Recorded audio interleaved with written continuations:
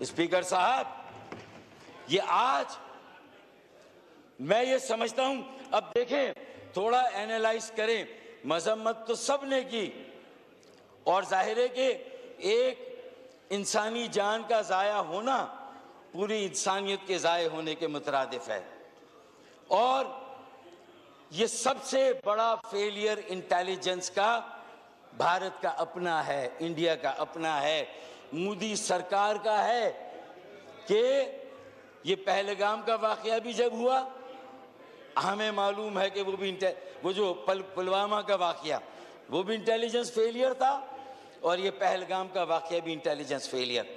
और सिर्फ intelligence failure ये नहीं कि इस दहशतगर्दी के हमले को वो रोकने में कामयाब नहीं हुए, बल्कि आज तक वो इंटेलिजेंस फेलियर का सिलसिला कायम दायम है कि अब तक कोई सुराग नहीं मिल सका, कोई एविडेंस नहीं मिल सका, सबूत और शवाहिद के साथ अभी भी कोई बात नहीं की जा रही है।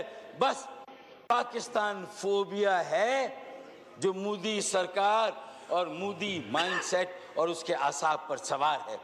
पाकिस्तान बैशिंग है, वॉर हिस्टेरिया है, जंगी जुनून है और ये जंगी जुनून इस पूरे खित्ते को नहीं, पूरी दुनिया के अमन के लिए सबसे बड़ा चैलेंज है। अगर हम ज़रा सा गौर करें, अब ज़रा आए मुख्तसरन जायज़ा ले लें कि ये हो क्यों रहा है, नाकामी पर नाकामी। पूरी दुनिया ने एक एक करके भारत के कितने नैरेटिव्स हैं उनको मुस्तरद किया है।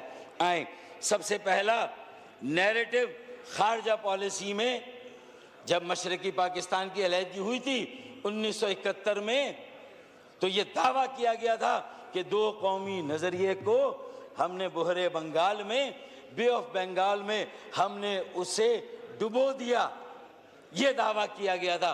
और आज अल्लाह के फजलो करम से जब ये नाम निहाद एक फसाद है, नाम निहाद सेक्युलर भारत के चेहरे के पीछे ये जुनूनी भारत का चेहरा जब बेनकाब हुआ, स्पीकर साहब, जो तुम्हारी प्रॉक्सी थी, जो तुमने जबर से बांग्लादेश साहब का मशरकी पाकिस्तान में हसीना वाजिद की रेजिम जो कायम की थी, उसे वहां के मजलूम आवाम पर मुसल्लत किया था, अपने उस एहसान को जता जता कर कि 1971 में उन्हें पाकिस्तान से अलहदा करने में तुमने जो है वो अस्करियत पसंदी की थी, ताकत का इस्तेमाल किया था और मशरकी पाकिस्तान को हमसे अलग करके ये साबित किया था कि वो जो हमारे बंगाली भाई थे उनके साथ गोया कि नाइंसाफी वो हमारी तरफ से हुई थी। आज उन्होंने 1971 के बाद तकरीबन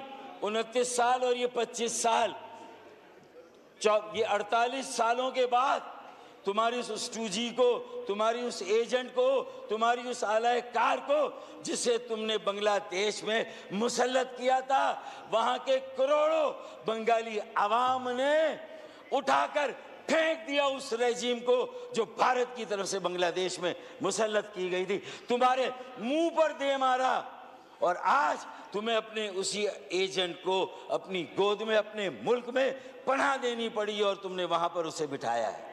जिस तरह तुमने कनाडा में जाके एक सिख रहनुमा को हलाक किया, जाँ बहक किया, शहीद किया, स्पीकर साहब, पूरी कनाडा की आवाम आज तुम्हारी इस बर्बरियत, वहशत और दहशतगर्दी के खिलाफ सरापा एहतजाज है। दुनिया के हर फोरम पर कनाडा की हुकूमत और अवाम की तरफ से ये एहतजाज रिकॉर्ड कराया जा रहा है, ये एहतजाज किया जा रहा है।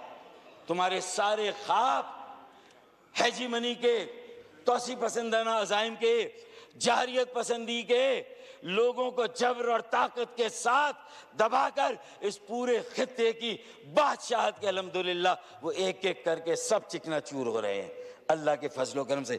स्पीकर साहब, बांग्लादेश कनाडा में पसपाई और शिकस्त के बाद तुम शायद 14 फरवरी 2019 पुलवामा के वाक़े और उसके नतीजे में तुमने जो रिएक्शन दिया, बालाकोट पर आकर जो limited so called air strike की, तो मेरे एक बेटे ने तुम्हारे जहाज को गिराकर अभिनंदन को यहां गिरफ्तार करके और उसे चाय की प्याली पिलाकर जो है वो वापस भेजा था।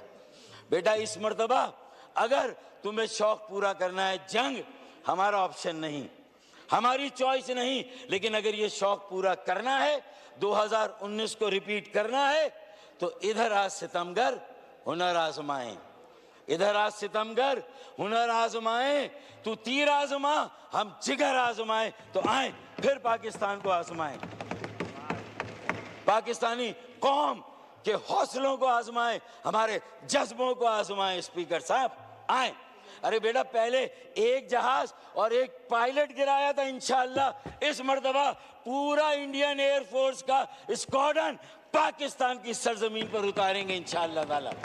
और फिर सिर्फ चाय की एक प्याली नहीं, बल्कि चाय के ड्रम भरकर मोदी सरकार के लिए दिल्ली भिजवाएंगे, क्योंकि तुम्हारा आबाई पेशा भी चाय खाने का था, चाय पिलाने का, चाय बनाने का था।